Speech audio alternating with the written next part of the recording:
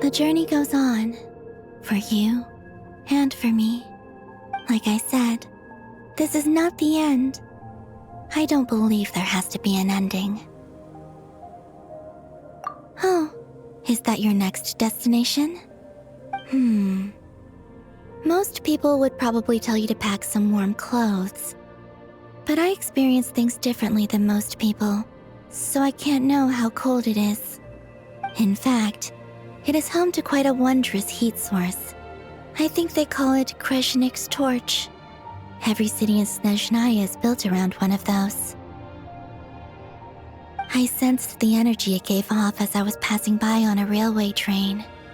It felt grand and distant. I also recommend the Korolievsky troupe in Снежноград. They give performances quite regularly, and entry was free for harbingers. I liked them a lot. Ice cold and sharp. Crystal clear in some ways, yet profoundly unfathomable in others. Like the thick layer of ice on top of a frozen lake. That's just the impression that Царице gives me. I was never able to glimpse what truly lies beneath that icy exterior. In fact, I don't think the people of Снежная even know what kind of power their god wields.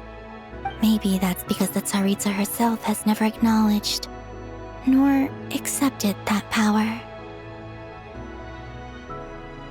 There's Regrator, the Rooster, and the Jester.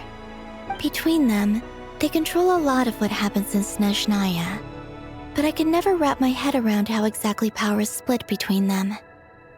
I just know they are each responsible for many specific domains.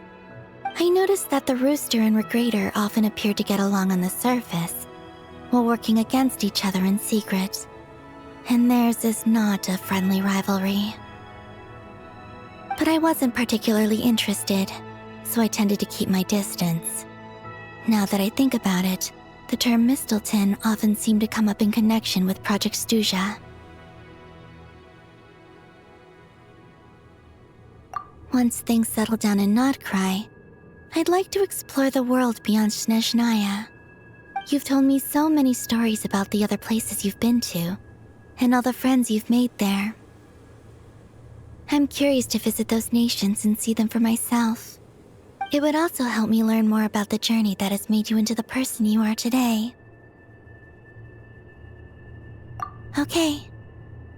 As you continue on your journey, don't forget to gaze up at the moon once in a while. It is, after all, no longer an illusion. It shall cast down its true moonlight, connecting us in truth.